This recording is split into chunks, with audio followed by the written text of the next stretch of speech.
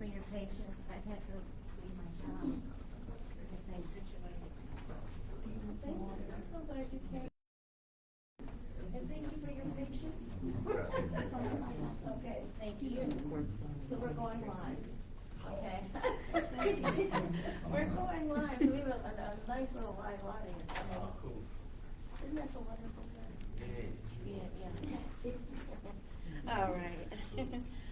I would like to welcome all of you today and our listening audience. Surprise, surprise. This is Power Dream, the Everyday Brother. This is our last meeting. We have them 3 times a year. And this year, we are going to have our guest, Julius Payne. He's a program coordinator for Kent State University. And our topic is going to be the impact. Power-based personal and sexual violence. And we also have, Henry. Oh, Henry Walker, yes. I'm so sorry, Henry. But I do know Henry's been with us for our domestic violence workshop, and he was very informative, and I invited him back, and these gentlemen have been more than patient with me, so I am really appreciative of that. I do want to let you know a little bit about Power of a Dream. We are a awareness of domestic violence. And we address it in many ways, and it can be physical, mental, emotional. It can be all types of things, and it's not just a physical thing, it's almost everything. And everybody's impacted some way, some kind of way in their life. In their family's life, there's always a situation, and even though we don't want to admit it. So, I am going to start our panel off, and I'm going to have Julius tell us a little bit about what you do, and then after you're done, and I'd like to have you impact a little bit on what your thoughts are about that, then we're going to open it up to the floor. Thank you. All right, thank you. Mm-hmm. All right, so I work on the campus of Kent State University at the Center for Sexual and Relationship Violence Support Services. For short, it's SRVS, SRVSS, and we are essentially a rape crisis center on campus. So we offer emotional support for any of the students, faculty, or staff on Kent State's campus. We offer emotional support for anyone who's impacted by that. So it doesn't matter when or where it happened. Obviously, we get a lot of students coming in each year. If something happened to them in childhood, or if a faculty member was out of state, it doesn't matter where or when it occurred. If they need emotional support, if they need someone to talk to, if they need a safe space to go to just to not talk to anybody. They want to come to our offices and just say, you know what, I just need somewhere to go where there's peace and quiet. They can come to our office. Everyone on Kent State's campus who's an employee is a responsible employee, which means they have to report it to our Title IX offices. But one of the great things about our office is individuals can be anonymous when they come to us. So you can come in, you don't have to give your name, you can simply say, hey, something happened to me last Thursday, and I need to talk to somebody. Or something happened to me last Thursday, what are my options? And then we'll help them from there. So all 3 of the people in our office are accredited advocates. So if someone wants to file a police report, if they want to file a protection order, a lot of our students, faculty, and staff don't know how to do that. So we actually have someone in our office who will go with them to do that. If they go through the Title IX process, which is our on-campus judicial system, they'll go through that process. We'll provide an advocate for them, so that through that process we can answer different questions. We can advocate for them, like if they're being questioned about something and they feel like we see that they're overwhelmed, we can advocate for them to have a break, right? Or we can say, you know what, it was a lot of information. Here's what we got. And then that way the student can say, okay, I didn't have to remember all of that. They don't have to know all the laws and things like that. We do those things for them. That way they know what their options are. They know, and if it's not us, we'll get them connected with other people. So we're connected with the Community Rape Crisis Center, Community Battered Women's Shelter. On campus, we have our counseling services that we can connect them with. So we're really well connected in that aspect, so that if they want something or need something that we don't offer, then we can connect them with those resources. So we've been on campus for 10 years. Like I said, very small office, but very impactful. Part of my job is to also go out and talk to students about prevention of power-based personal violence. So how to intervene if they see something happening, but also things that you can do to make sure that when people come into your space, they know, you know what, this isn't somewhere where you can harm somebody and it be acceptable. All right, so a lot of what I do is holding those discussions. We talk to students, we talk to faculty, we talk to staff, just so that we can build a culture on our campus and in that community of just taking care of each other. Just being able to say, hey, if something's going on, hey, don't do that. Or do you need help with something, right? Because sometimes we're in a society where we turn the other cheek a lot. Like, I don't know you, so it's not my business, right? But if we're really looking at it, anything that happens in my space or in my community is my business, right? It doesn't mean I have to go, hey man, stop, dude. But if he's harming somebody in my community, that's my business. Because what happens when he comes to harm someone that I know, or I'm connected to? Too many times we look at it and we're like, well, if it doesn't directly affect me, it doesn't affect me. That's absolutely untrue. So that's a lot of what we do on our campus. Just like I say, we're trying to build a culture, create a culture, maintain a culture. One of the great things about Kent State is that we are like one of the safest campuses in the country. Like we're like number 1 in Ohio or something like that, and like number 8 in the country or something like that. So we're very proactive in the things that we do and the programs that we do have, and I'm just happy and blessed to be a part of that. Thank you. Oh, that's awesome. My name's Henry Walker, and list of a couple things that I've done. The first in my family to hit 200K, which was an awesome thing, especially coming from two country folks. Small business owner, I had real estate, a drone company, and a couple lots of things. I also was a woman beater. And just like you probably didn't get dressed to come here and hear that, a lot of the women that I dated didn't get dressed to meet me on a date to find out they were in trouble. Then it was too late. And it wasn't everybody, it was just, everybody has their own stories, but I was dead wrong either way. And so a lot of what I do is really on the street. Everybody I deal with is on the street. They're young men.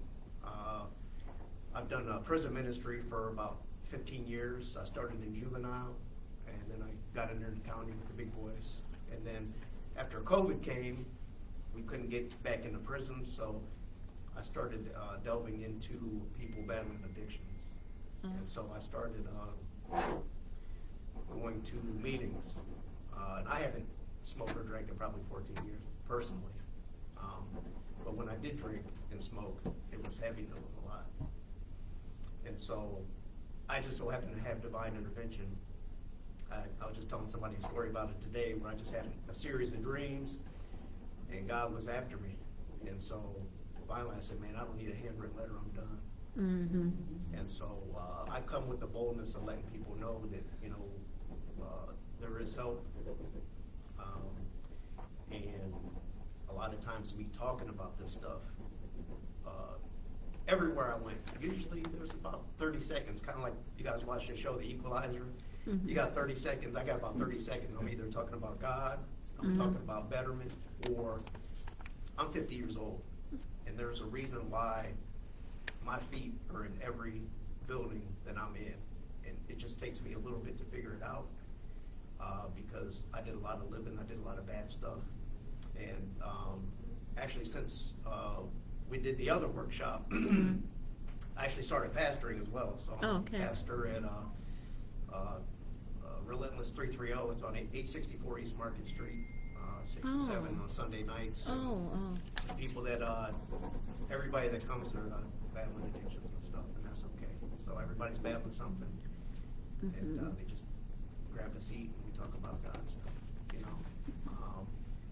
And so typically when I chat with people and I'm honest, then a lot of people are honest too. So a lot of times we have to be honest about our addictions, what triggered us, and to never go there again. That's part of the reason why I'm here. That nobody leaves that back door without either being changed or being able to help somebody else in the future. And a lot of the men that I deal with were men that were me back when I was young, 16, 17, 18, 19, where nobody pulled me aside and said, hey, this is how you manage your anger. I tell a lot of people, and if you talk to young men, I volunteer, but I also talk about God a lot because I was saved by an angel, so I come out there boldly. I have to believe in God. And I still went out there and was a knucklehead. So, there's hope for everybody. Yeah. But I tell young men, part of being a man isn't swearing, tattoos, drinking. It's getting your whole family to heaven. And that's a deep concept when people think about it. So a lot of times I talk to men about keeping their hands in their pockets. Because a lot of times when you're upset, you start waving your hands around. Another thing I talk to young men about is not swearing. And I used to swear like a sailor. I was a teamster. My background, I retired early from UPS as well. And so, we said what we want, we did what we want. And so when I stopped swearing, I realized that I empower myself, because when you swear, you show an emotion. And so I took that away from people. That way they couldn't guide me around. If they found out I was mad and saying this or saying that, I just used a different way of using my words. And a lot of people is taking this to their jobs and everything else, because there's somebody at every job that just rubs you the wrong way. And sometimes it's okay to say, hey, listen, you can't really talk to me like that no more. And so, that's another thing that I talk to young men about. And also the fact that it's okay to be tender. Life tells us to be tough. But I'm realizing in my ripe old age, we really need a village around us. We really need to talk to people. We need to have good support. And keeping that one person around you that's dead honest. I had to do a tough thing 4 weeks ago. I'm going to try not to cry. But I had to say the final prayer over a buddy of mine that his background, he was worth $20 million. 6'2", 240, just had everything, $1 million house. And he backhanded his wife. And drinks a lot. And I was one of the first people to tell me he was dead wrong, because money didn't matter to me. Secondly, I told him every bad decision you made in your life, probably, you could probably trace it right back to a bottle. And he got an attitude, and we didn't talk for about 2 days. But don't you know, this wealthy man came back and said, hey, you know what, you were right. I don't know if I can quit right now because I'm going through this divorce, but once I get past this divorce, I'm gonna quit drinking. And this man's 58 years old, lifelong drinker. I'm his only friend that doesn't drink. And biblically, a lot of people say the rich don't go to heaven. So I was fighting for him, and I didn't give up on him. So there's people in you guys' room that,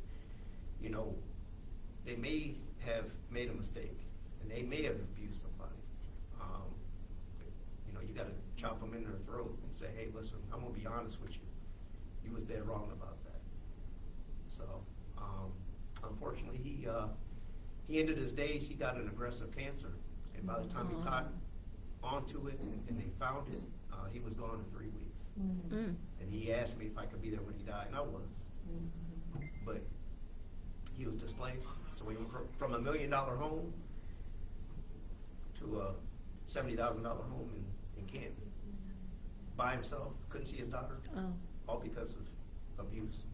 Now, his was physical. Of course, you have Julius's situations where it's sexual, but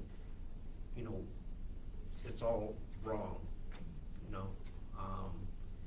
But I like to tell his story that way. His name still lives as well. But he died a lonely man. He was rich, but he never traveled, never did nothing. And his end came quick on him. And that's another thing with karma as well. You know, I went through a lot of bad situations as well. And who knows, it might have been because of karma as well. But that's part of the reason why I do what I do, which is, you know, I pastor, and I don't get any money for it, because, you know, my reward is God himself. You know, I do workshops and stuff. Everything that I do and volunteer, all my man hours are for free, and it's my way of giving back as well. Mm-hmm. So, with that being said, I don't know if there's any questions. Or... The friend that you're speaking of, toward his last days, did he tell you about any regrets that he had? To be honest with you, I used to have to fight him over some of the abuse things, because he would try to justify it as, well, she was hitting me. And I said, dude, you're dead wrong. She's like 110 pounds, you know? Oh. Not only that, even if she was bigger, it was like you raised your hand to another human being. There's a soul in there. Even toward the end? Even unfortunately, even toward the end. But I think, you know, at the end, you know, his regret was life itself. Mm. It was life itself, because he was looking over a bunch of Post-its in his work. Because I told him a year ago, retire, you know, and, you know, start doing some good things for people. I said, I don't have all the means you have, and I'm touching thousands. You know, you have bigger means, and, you know, nobody really knows you outside of your circle. Right, right. And so, behind closed doors, when it was quiet, he's not seeing his daughter. I'm sure he did have some regrets. So he may have, you know, just tried to act different. But, you know, I can see the heart. He was fragile. You know, he was busted up, and he wasn't spiritually where he needed to be. Mm-hmm. Yeah. It's unfortunate. Uh-huh. Mm-hmm. Julius, you work with a lot of individuals, you know, at Kent State. Have you ever ran into any situations where you felt that you were almost powerless to take care of or to show them any kind of direction because it might have been just that awful? Mm-hmm. So, the office that I work in, we don't give advice. Like, we're just advocates. Advocates are not counselors unless you have a counselor degree. But we're not counselors and things like that. So we don't give like advice or tell you what to do. We really try and empower people to do the things that they feel like they need to do for their healing, right? So there's plenty of times where someone will come in and you may feel like you need to be going to the police, or you need to be breaking up with them, or whatever the case, right? But because of our position and because we want to empower them, we don't tell them that, right? We may say, hey, let's brainstorm some safety ideas, or let's brainstorm some stuff. And through that, we may get to that, Right. but it's never us telling them what to do. So there's plenty of times where you're in there and you're just like, if I could, I would tell Right, you, right, right. do this, do Right. this. Mhm. But also, like I tell students when I talk to them, when you're dealing with somebody else and your friend comes to you, it's a real thin line giving them advice. Because ultimately, if this person goes back and they take your advice and this doesn't work, Right. who's at fault? Right? They're going to look at it like, well, you told me to do this. So not giving advice kind of keeps you out of that blame game. Right, right. Where it's just, you know what, we can brainstorm, or we can come up with stuff together. That way they're empowered and they can say, I made that decision. You know what I Right. mean? Like, I chose to go to the police, or I chose to report this or not report this, right? Without someone else telling me. Because essentially any type of abuse is about power and control. So if you've been dealing with that abusive situation and then you go somewhere where you're supposed to be getting help, and then they're controlling what your next steps are you really getting out of that situation? Like, yes, it's not the same motives behind it, but it's still some type of somebody else having control over what you're doing. Right. It's all about control, isn't it? Yeah, that, like he said, money doesn't matter. Like, No. money, status, abuse and things like that are about power and control. So Right. when we hear that Harvey Weinstein, R. Kelly, or Bill Cosby, usually the first thing our society says is what? Oh, they don't have to do that. He got too much money to do that. He can get anybody he wants. Right, right. It's not about that. Mm-hmm. It's about, you know what, I can have control over this person in some way, shape, or form. Now, if it's my money that got me control of that, so be it. Mhm. But it's not even about the sex. It's about, I can have control over this person. I Right. can make this person do what I want them to do. And sometimes in some of the relationships, I've had someone has came to me in the past, that sometimes they don't even know the person has a controlling nature. They feel them out to see how far they can go with them. And many ladies and men, and many times they don't even realize it, because I think it sneaks up on them. Am I right? It sneaks up on you. Yes. And I've had opposite too, where I've had people say, you don't want to mess with me, I'm crazy. You're like, you're like, oh, okay. Right, nobody would right. Oh, they'll change, yeah. You can't possibly be crazy and telling me that. Right. Yes. But then you start investigating, don't you? Mhm. You start checking out the friends and saying, like, well, what's going on here, Yeah. Because, they don't lie. Right. But You it's know. it's like you said, like I just held a discussion with a sorority the other day. Mm-hmm. And we were talking about healthy relationships. And I told him, I said, look, nobody's going on a date punching you in the face on the first day. No. Like, nobody. Nobody's like, hey, nice to meet you, here's some roses. Like, I'll see you Tuesday. Right, right. Because you're going to be like, no, you won't. Right? Right. But if I send my representative and I'm the perfect gentleman, I open the doors, I always call you, I check in on you, all this different stuff. I'm just as nice as can be. You're like, oh, I'm the perfect guy. Right. But then it's like small stuff. Nah, don't go out with your friends this week. Nah, don't go out with your friends this week. Right? Like you said, it creeps up on you. And what happens is it becomes normal. Like I told them, you might have a friend group that you go out with every single Friday. Mhm. They're just like, look, we've been doing this for 10, 15 years. You get with this person, and that one Friday, they're like, you always go out with them. So you stay home with them. Mm-hmm. And then the next week, oh, I'm getting ready to go. Again? Like, after a while, you forget that you haven't even been out with your friends in weeks. And then after a few more weeks, guess what? Now your friends are like, you ain't got time for us? Mhm. So now they're Right. a little turned off. Now the only one who will hang out with you is this other person. Right? And before you know it, it's like, now we chilling. Man, I really wish I'd hang out with somebody else. Not that I don't love you or like you, Mm-hmm. Change. but that's that isolation, right? That's the Right, stuff right. that happens over time. Small stuff, because I got to see how much I can get away with. Mm-hmm. Right? Mm-hmm. So, okay, Right. if I tell you you can't wear that, okay, let's see your response. Okay, you cool with that? Uh-huh. Right? Little So- by little. Yeah, it's like when we have kids, right? Mm-hmm. We reprimand our kids, but it's levels to it. The first time, oh, okay, get off that game. The second time, oh, no game, no TV. Right, right. That third time, where Mr. Leather at? Mhm. Right? We're not having talk. Right? Mr. Because there's Leather. levels to it. Same way with Right. abuse, there's levels to it. I'm gonna give you a little bit, okay. See how All right, far. so that kind of worked. Mm-hmm. All right, now let's take it up a notch because you did something else. Right, right.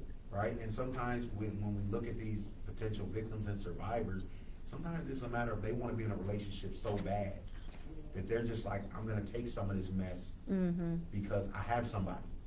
Right. At least I have somebody. Right. Especially when we're talking about adults. Yeah. You get to a certain age and you're like, hey man, I heard you writing a story. I was supposed to be married with 2.5 kids and 2 dogs right now. Right. Right? So you're like, well, he ain't marrying me, but I got somebody.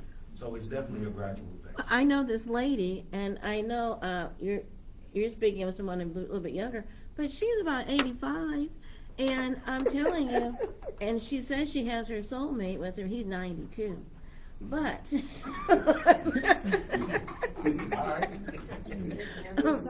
but he has that control situation going on, and she's at the point of her life whatever he wants, that's fine with me. And I think sometimes women are in relationships, and men, and sometimes they're so tired of waiting for that person that they're willing to take whatever they need to take. You know, and the person, he treats her like she's a queen. He does everything for her, but she's tired of, you know, having to, you know, look for that special person when she said, I can deal with this.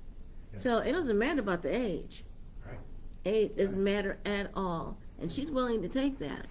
And we've had cases where we've had a situation where it was an elderly couple with abuse. And when there was a situation was brought to the pastor, and when he asked the couple about the situation, because they'd gotten overly, because they're in their 80s and the police had to come and everything, and when he asked about it, she just laughed, and you know, he felt it was a very serious situation, but she's willing to stay with that gentleman as well, and put up with whatever she had to put up with, and stay in the surroundings that she's in. She's used to a certain type of lifestyle. Yeah. So that's another situation. People like to live a certain way. And I don't want to leave this person. If I leave this person, does that mean I have to give up my house, my car, my money, all my traveling, all this? Or should I just stay there and get beat and talked about like a dog and controlled the whole entire time? You know, so is it if, and, or but, you know? So, Yeah. I understand that. I understand. It's amazing that you have to be that age and you still go through that. Because that's just life. It is. And another factor in it could be, like, you're at such an advanced age where you're like, at least I don't want to die alone, right? Right, I can't right. start over. I mean, we know people in their 30s that are like, I ain't leaving them because I ain't starting over. So somebody in their 80s is going to be Oh, like, yeah. who's going to want me? I'm 80. I'm not trying to date. I mean, And this particular lady, she dates only doctors, and she only dates doctors, but they happen to die all the time. But you know, it was they always kept dying.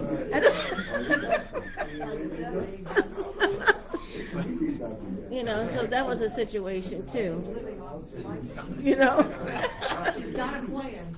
Yeah, but you know, she might be able to keep this one together. You know, she might keep things together. I hope, hopefully. You know, but you know, it's just amazing. What about our young men and women? What advice would you have for them? Yeah, you know what? Typically, and this is young and old, I tell people that it's important to have that good support. Don't think you're alone. But secondly, those boundaries. You know, I usually tell people, like, if one thing happens, like, I got to go somewhere. Doesn't necessarily mean we divorce, we starting over, but if somebody raises their hand, I'm out. And that's just for my own protection. Right. Because the last workshop we did, I think I shared a story about a local young man. I'm not going to say his name, but he stomped his wife to death, and he's doing life. You guys probably know his family, but and I personally know him, and he was dead wrong, you know, and that her child doesn't have a mom anymore. Exactly. Yeah. Well, It- that was. It was a step, but yeah, it's, and so it was a situation where I just tell people, raise your hand, bye, you know. I've gotten cheated on in the past, so when you know, me having my own boundaries, I let people know, hey, if I find one number or something, I'll leave you without explanation. You know, But that's right. Yeah, you got a couple weeks to figure out if it's going to work out. Just send me a message, you know. But Yes. yeah, so I tell people, you know, get out, go somewhere where, you know, both you guys can come to the table, because they're human beings too, and they need to they need to stop. And so they may come back being an awesome individual, and I'm living proof of that. So, so that's what I typically tell young people, like, on the female side, even male side, to be honest with you. Mm-hmm.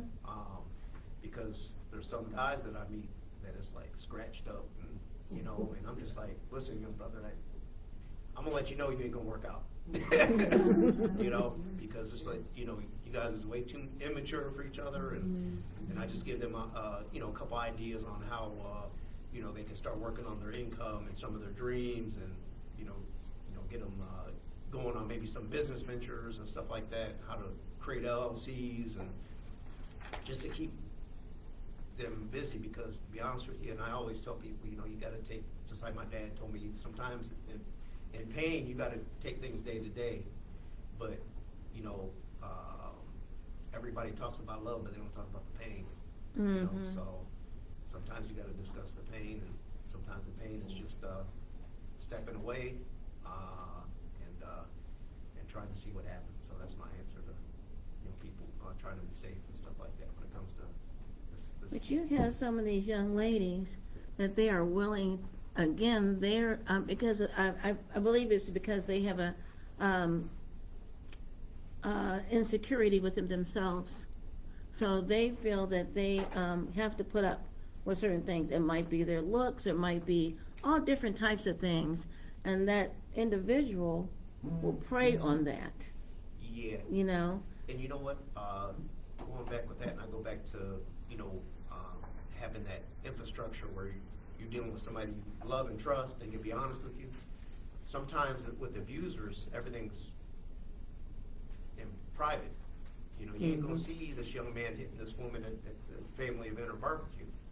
So it might take some of the elders of her family, whether it's her uncles or grandfathers or dads, and just sit down and say, hey, listen, she is important to me, and you say she's important to you.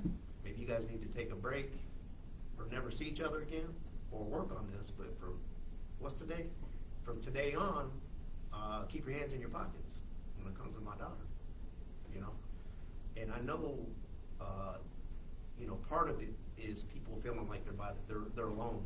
It's just like, oh man, I'm stupid, I'm in love, but I like his car, And so I think sometimes when somebody's weak, sometimes as a support, we got to get up underneath somebody and say, hey, if you still want to go forward with them, if we don't do something, nothing's going to change.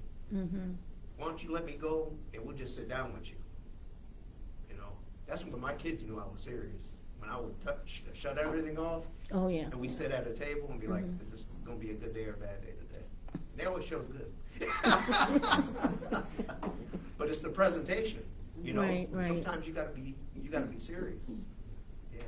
But it's almost, those incidents where it's like fatal attraction. Mm-hmm. They're gonna, no matter if you want to get out the relationship or not, Yeah. they're gonna tell you, I'm gonna do this to you, I'm gonna do that to you, I'll burn your car, I will do all kinds of. One lady, she put a piece of bologna on her ex-boyfriend's new car in a hot sun. And it took the paint off. And I never heard of that before. And this is somebody that I would have never dreamed would do something like this, but you never know. And our young ladies need to just have self-pride and love who they are, because a lot of that is because you don't love yourself. You know what I mean? I think a lot of it also comes from just the culture of relationships and things like that. I mean, look at what's glamorized, right? Look at what people glamorize, the dude with the cars and all the money, and this is how a girl's supposed to look and things like that. I think it's really big that the people, like you said, the people around these individuals who are being victimized, right? Because sometimes, no, he may not hit you at the family barbecue, right? But you've changed a little bit. Like, your personality's changed a little bit. The way you dress has changed a little bit.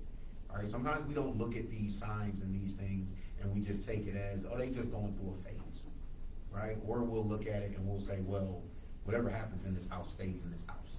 Yep. So for me, I always look at it and I tell young people, like you said, boundaries. Have your boundaries and then know what your deal breakers are. What are things that you're just not going to take? If you say, I'm not going to take any type of abuse, stand by that. It's okay, you stand by that. And then build relationship before you get into these relationships. A lot of times these individuals, oh, well, we've been talking for 2 weeks. If you ask a kid, what does it mean to say we're talking?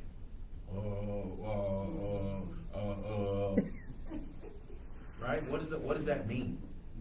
All right, when are we official? Right? Like you said, communication. Because nothing's worse than one person thinking it's this and the other person thinking it's this. So, but you're not going to communicate with somebody you don't have a relationship with. If we're not in enough of a relationship where, and not even sexual, if we're not cool enough for me to be able to say, hey, I don't really want no girlfriend right now. I just want to go out sometimes, have fun, and we do what we do. And give that person a chance to be like, no, I don't want to do that. Or they might be like, that's cool with me, that's exactly what I want to. But these kids jump into things and just, oh, well, I got somebody, that's my boo. Yeah, but you can't go out with no friends. He grabbing you, she grabbing you, she's verbally abusive, and you feel like you got to take all that. And it's cliche, but a lot of that starts at home. Right, right. Because we let our kids out here and they don't understand. Listen, you don't have to take disrespect from anybody. Anybody. So when they disrespectful in the open, yeah, you can be like, I'm cool on you. That way you ain't even got to go back in private and try to deal with none of that other stuff. In the open, you can be like, I'm cool. And it sucks because just naturally, these kids go through breakups and getting back together and break up and getting back together. And it's so hard to tell them what to do and be like, leave them alone. Because if mom or dad said it, oh, that's exactly who I want to be with, man. And it's so difficult, but again, that comes from, hey, this is how people that love each other treat each other. This is how people that like each other treat each other, right? Getting those lessons from other places other than, well, I ain't had a boyfriend ever, and then when I go to school, I have my first boyfriend in high school. Well, I guess this is just how it goes. Or my first girlfriend. Well, I watched them in a relationship. Nah, quit watching TV, patterning your relationship after that. No, this is how it goes, and it starts with those boundaries. You have them, but you respect somebody else's boundaries the same way you want them to respect yours. Yeah, I'd like to add on to what my friend said, Julius as well. I'm a peer supporter as well. So I got peer support certified, family peer support certified, and I'm going to be writing some programs for Stark County mental health and stuff like that. So I'm kind of busy on being a little bit more proactive with younger people, because a lot of times we tell them to do something and then it's almost like, I sound like Christianity. It's like, okay, do the right stuff, read the Bible, see you later. But they don't talk about serving people and just like loving people, and just, there's a template to some stuff. And as a peer supporter, this is what I do. I had to do this 2 weeks ago for a buddy of mine that his girlfriend's battling heroin addiction. And so I basically wrote down, his name and just, when she decides, because this is her journey, this is their journey. You pull for them and you want them to be safe. But when it's that time, it's good to have a template. So, hey, you know what? This is what I'm going to do. Maybe I won't talk to him for X amount. Maybe I'm going to go to my dad's for safety. And have that game plan to where when you just run out of the door, I don't got nowhere to go. It's 1 o'clock at night. And I think some of these programs actually should be like underneath like Kent State or different universities, because sometimes their tongue is tied, like he said, because of liability issues. But as peer support, we can give people information, but it's their journey. It's up to them whether they follow it or not. So we don't have the same liabilities.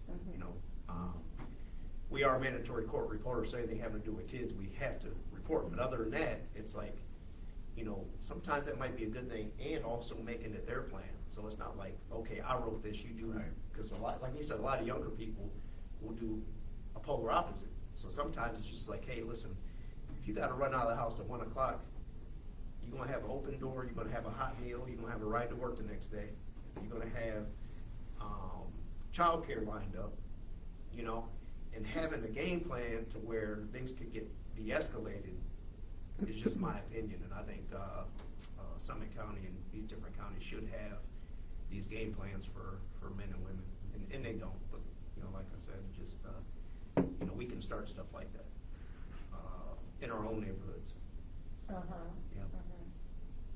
Yeah.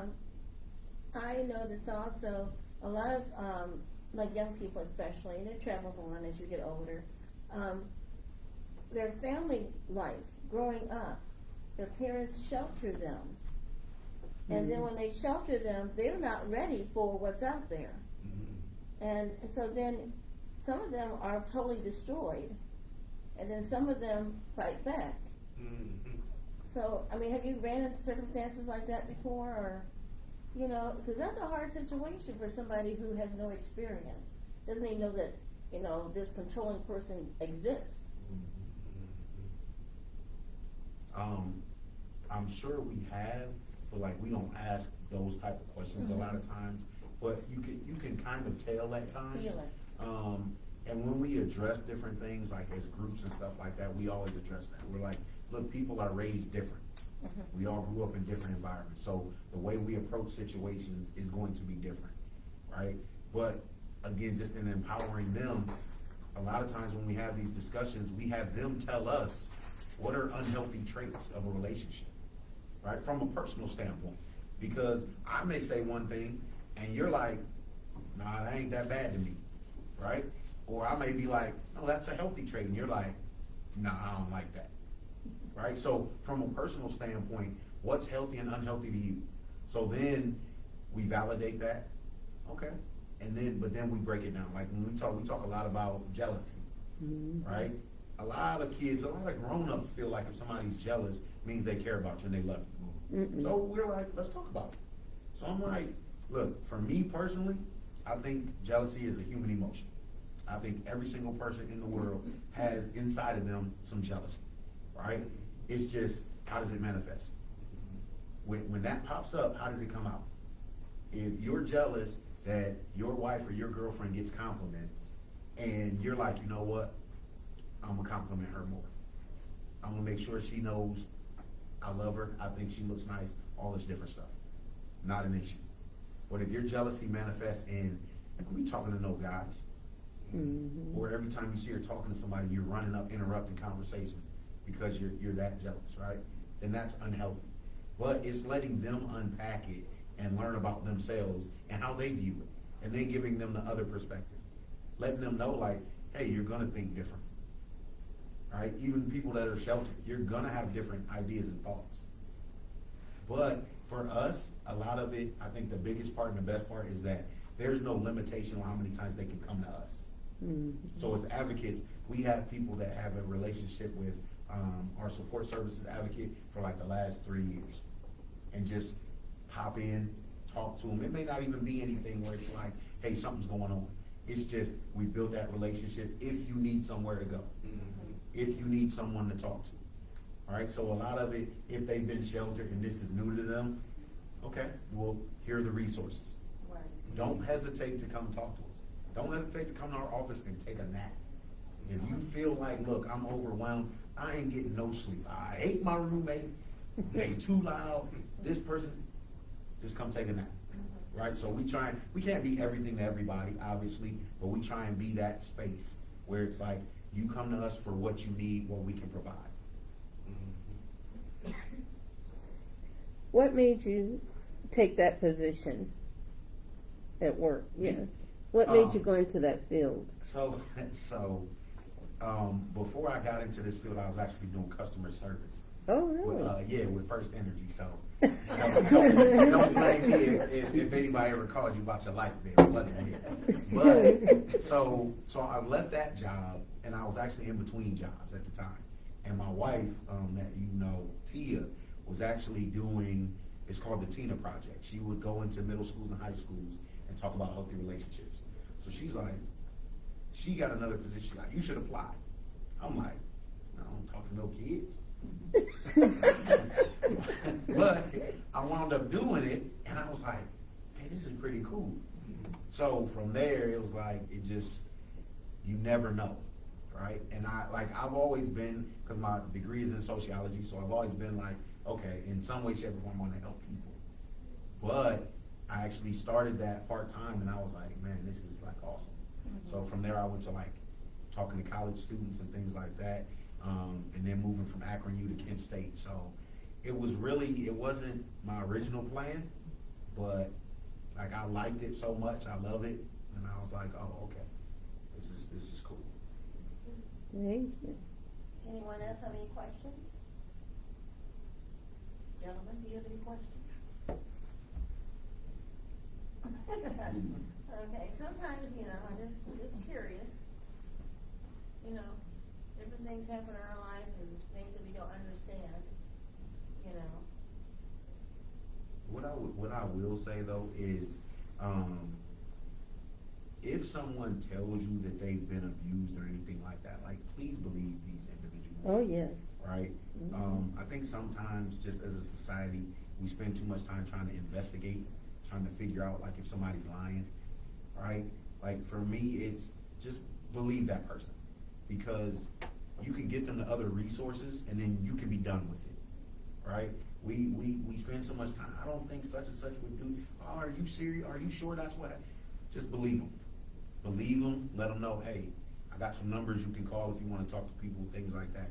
Support them in it, and then go from there. If it comes back that they're lying, how does that doesn't hurt you in any way, right? That doesn't hurt us in any way. So just believe that person, and then you operate from there. But a lot of times, and especially with African Americans in the room, again, we have that, what happens here stays here. We don't talk about what happens in this house. No, let's talk about it, because it needs to be talked about. That's where we're going to change that, the young people. That's where we're gonna change them knowing, no, if something happens, you tell me. You let me know, and then we'll deal with it. Yes? I feel like it's better to be safe than sorry, because what if that person loses their life, and then that'll be on your conscience for the rest of your life, if you have a conscience. But I tell students that all the time. Mhm. I'm like, you see something happening, find a way to intervene. Even if it's not you getting directly involved, let somebody know what's going on. Because when you wake up and you read that newspaper, you see that report that that person died or was harmed like that, you're going to feel like, man, I seen something. I could have done something. You're going to feel like that. Even if you're like, I don't have a conscience, you're gonna feel like that. And I always tell them, if that's somebody that you know or someone you're close to, what would you want somebody to do in that situation? Because when we look on Facebook, what do we see? I ain't no snitch, I ain't gonna do. As soon as it's your family, what are people? I know y'all know something. Hold on. Right. You can't have it both ways, right? So why not just be that person that's like, and I tell them, you're not snitching if you're preventing harm. If you're saving somebody's life, it's not snitching, right? I do have a question. Can I add to what he was saying just now as well? One thing I always suggest is getting fathers involved in these children's lives. Mm-hmm. And this is just on the street level, meeting thousands of kids, asking me questions about school and trade, stuff that they should be asking their family. And not just fathers, grandparents. A lot of people have custody and they haven't seen the grandparents on the other side. Because what happens is the parent will tell the child to turn that light off 1,000 times, but dad or grandpa hadn't told them that much. And so they'll go and talk to somebody. And so as many people that can love a child or a young person individual, I think it's an awesome thing. And so that's one thing I do suggest. So. Okay, and another gentleman, he had something he wanted to say. Yeah. I was wondering, now, I'm pretty much Julius, but you can chime in too. What's some signs? I got a friend that he, and I always wonder, I really had a conversation with him because I didn't know it was appropriate, it's kind of, you know, cause it was a pretty traumatic situation he dealt with. He actually, his daughter, she was a young adult, around 30-ish year old, and she must have been in an abusive relationship because of his fiance or whatever. He ended up taking her life, shooting her. And this is local. This is something that happened here in Akron. And I just didn't know what to really say to him. You know, I was there to support him in that grieving moment, you know, and stuff like that. But I didn't really know what to say. But as he was talking, I kind of wondered, like, I wonder if he knew the signs, because some people don't really express it, you know, because they want to see, like, hey, maybe like you say, he might say, something about him, I don't really like him, but just that nature we have, or even children have, of like, okay, I'm gonna do the opposite. I don't want to have you telling me what to do. I'm grown now, whatnot, to the parent. But it ended up the worst case scenario. So what's some signs that we maybe experience? Because I got two adult daughters around the same age that he unfortunately lost his daughter. What's some signs that maybe I can be around my daughters? I don't see nothing physical. If I see something physical, I know something's up. You know, that'd lead me like, hey, why are your eyes swollen? Why is something? You know what I mean? Or you bruised? Why your arm you have these bruises on it? Is this some things that maybe if a female or maybe my daughter's, for instance, it's something that I can be around and kind of like, what do I look for to say like, hey, this guy is abusing my daughter, you know, in some type of way or form? Some kind of like trait, signs, clues, whatever you would say, per se. So the first thing I would say is trust your gut. Okay. Right? Because intuition is a real thing. And when you have that intuition, to me, it's about how you approach that conversation. It's not, he ain't no good for you, but it's letting them know, hey, if you ever need to talk about anything, or if you ever need me for any reason, right, you can come to me. And then secondly, I would say things like changing personality. So if your daughter has been bubbly and happy and now all of a sudden she's not, then it's okay. And it may not be abuse, but it's a possible sign, right? If she acts different when their partner's around, you know what I'm saying? Like she won't have certain conversations, or maybe doesn't talk as much, or doesn't laugh as much, things like that, right? If she got kids, listening to the kids. Kids will tell you. The honest truth. Hey, John hit mommy the other day. And sometimes we blow it up like, boy, mind your business. You ain't grown folks' business. No, he telling you. Right? So sometimes kids, and I'm not saying you go like probe kids and be asking a bunch of questions, but kids will let you know. Right? If a kid tells you they don't like a certain person, maybe having that conversation. Why not? Oh, well, he do this and he do that. She do this, she do that. Now, you know what I'm saying? If it's something weird, like she won't ever give me McDonald's, then you know, like, all right, okay, you just want some McDonald's. But if it's something where you're like, okay, hold on, that doesn't sound right.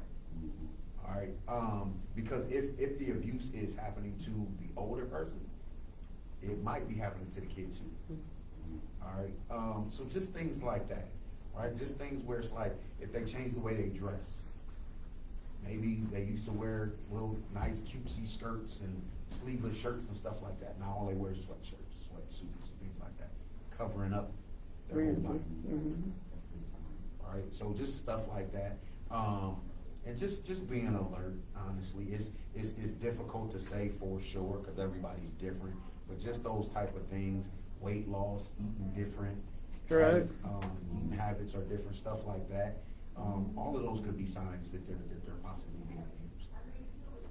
All of them. And we know there's so many types of abuse. So possibly like financial abuse. If you're saying, hey, it's family reunion time and we all putting in and da-da-da-da-da. If every time you talk about money, they say, I gotta ask such and such, that might be a conversation you wanna have. Does anyone else have any? Oh. Yeah, if you want. I want to add on, Oh, okay. I want to add on something on top of that as well. Staying in prayer, you know, sometimes, you know, I've talked to even murderers and stuff, young people, and we can talk about street stuff all day, but at the very end, you know, I say, man, no matter what you do, you know, try to keep God in your back pocket a little bit, you know, 'cause you may even have a dream or something. Mhm. Or somehow it's going to get revealed, somehow, some way, you know. You know, staying in prayer. And another thing too, you know, hanging out. I've heard a lady say that she did not like one of her children's friends, and she invited this young man out to dinner. Asked his parents, of course. They went, had dinner, talked. Then he started coming to the house, and then he learned how his family moved. And there were certain things in his mind that he wasn't going to test those boundaries because he kind of knew how they operated. So, yep. I want to thank both you guys for coming and Thanks, man. having this conversation. You know, it's good to hear speakers that have that knowledge and that compassion and that empathy. They care for the topic that they talk about. They just not talk from their head, talk from their heart as well. So, you know, I do work in prevention, and you guys kind of address some of these things for prevention, so these generational curses don't be extended in our families and in our communities. Talking about prayer, talk about, you know, getting to know people, look for the signs. What are some other things that we can do for prevention wise if we went through it and saw it go on in the next generation? You know, some of these things is wrong things, but a lot of people, they're in toxic relationships and they feel like, oh, that's fun, or these guys, they too boring, you know. That's not enough excitement. Yeah, I want to fight, and then we want to make up, you know. We want to fight, then we want to make up because, and you know, smoke marijuana or whatever, but you know, that's what they do, and so like, I don't want to be in nothing that boring. Mm-hmm. I can speak for myself personally. A lot of times when I tried to make a relationship work, at the end it didn't work, and it cost me years of my life and a little bit of heartache, you know. So sometimes I tell people you got to kind of trust the system. Sometimes things aren't for you. And what's boring to this woman, and later on, you know, one thing I found, sometimes, you know, men will move on and they're successful and, you know, they got somebody that is like their friend, you know, and you find somebody that's your friend, you got something special, you know. But I pull for everybody running around this rock, because sometimes it's, you know, it's, you know, this life thing is, it's tough, yeah. So, but, that's, In prevention, I would say, and I know some of these people are already in relationships, but I would say it starts early. It starts earlier than 12, 13 years old, right? Because again, working on a college campus, if this is the first time you're hearing this information, or you're hearing about consent, or you're hearing about boundaries, I don't want to say it's too late, but it's very late in the game, right? Because for 18 years I've heard it this way, or I've never heard about it. Now you're trying to teach me something new or show me a new perspective. That's very difficult to break. That's very difficult to come out of, right? And you just hope that, for me, prevention a lot is about the culture, right? Creating a culture. So when you have these students or these individuals that you're talking to, I would ask them, what kind of culture do you want to live in? When we talk about relationships, or when you talk about you're going to have kids and things like that, the people that, oh, it's so boring. Would you want your son or daughter to date someone like that? Because you're the model. They're going to do what they see. That's why people that grow up in abusive homes a lot of times wind up in abusive situations as adults, because this is what's normal. So a lot of it is trying to break all that down and saying, let's redefine what's normal. You make your own normal, but make sure it's healthy. And a lot of times, like, I would encourage them to prioritize themselves. Right? Like, in the relationship, you the most important person in that relationship. Right. If we're talking about safety. If we're talking about health, mental health, physical health, safety, no, I'm the most important person, cause I can't do nothing for you if I ain't feeling that way. And people embrace being toxic because that's what sells, that's what gets clicks and things like that. I can almost guarantee 99.9% of these individuals don't wanna be in that. It's just one reason or another, I keep going back, cause I don't wanna be by myself. Or I don't wanna deal with this, I don't wanna start over, or I kinda like them, or I do love them. And that's perfectly all right, but let's get this to where it's more healthy than anything. I'll add some onto that too. Some of the stuff that I deal with, some of it's planting seed too. So a lot of the stuff isn't gonna be overnight. There's some young men that I talk to and I'm just like, hey, a lot of people don't know about credit. And so sometimes I'll be like, hey, listen, do this, but you know what? I'm gonna check back with you in a couple of months, or I see you on the streets, I know where you're at, or, you know, someone to text me or something. I'm like, man, I'm an old man, but all right. Here's my number. But sometimes it's planting seed too. So even though it doesn't look like they're gonna jump on things right away, at least you say, hey, you know what? I noticed, you know, you're not acting like yourself, but, you know, now I'm gonna put on my peer support hat, self-care. You know, they really push the self-care, and I started believing that, whether it's a lot of coping skills, like if you're gonna have ice cream today, or, you know, do a puzzle, or, you know, but doing something nice for yourself, your morale, something positive, every day. You know, some people, I get my nails done once a week. No, like every day, do something nice for yourself. And then also reevaluations. You know, and I do that, you know, personally, because sometimes I don't want to read the Bible, and I pastor. I want to YouTube or go to sleep. Then the next day, but then the next day, I'm like, it's a relationship. Oh, Dad, I'm sorry, man. You know what? I'm doubling down today. Yeah. As a matter of fact, I'm going to talk to somebody about you here later on today. You know, and I do. So it's one of those things where I think we're hard on ourselves. We're human. We got to help each other out. You know.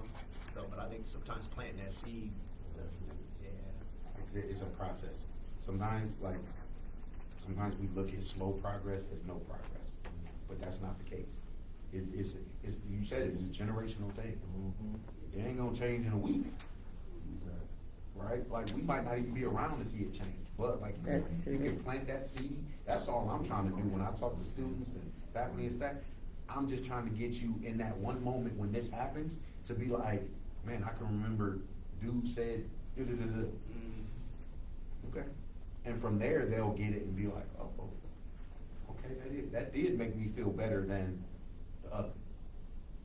And yeah, it hurt that I ain't seen them in weeks, but I feel better, right? Physically, emotionally, I feel better. Spiritually, I feel better right now.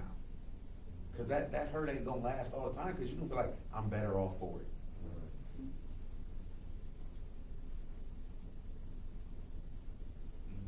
Are we okay now? Oh, okay. All right. Well, gentlemen, I would like to thank you Thank you. again for coming out and for your expertise. How about that? And,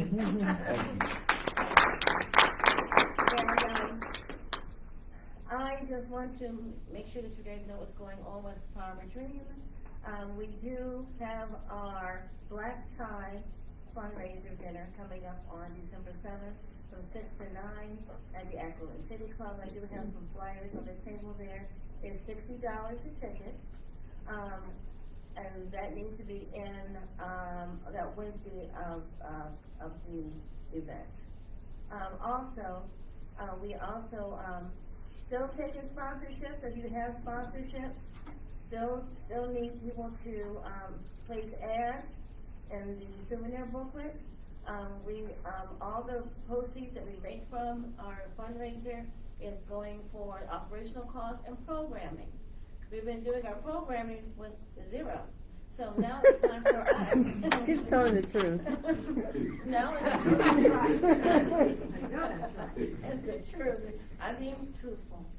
Keeping it But now real. it's time, we're gonna try to get grants and things of that sort, because I feel that we're at that position now, that we can move forward. But, meanwhile, we still need to be able to do what our goal is, and that is the awareness of, reaching out with the awareness of domestic violence in all forms. So, I just wanna let you know that. Also, I have a donation box back there. If you can give $1, it'd be appreciated. You know, every little bit helps. So I'm asking that of you, and I want to thank you and have a blessed day. And I thank each and every one of you for coming out, because you could have been somewhere else today on Saturday, and I thank our audience as well. So I just know, that eventually somebody's going to take something away with them, and we all survive to win. Thank you. Brenda, question.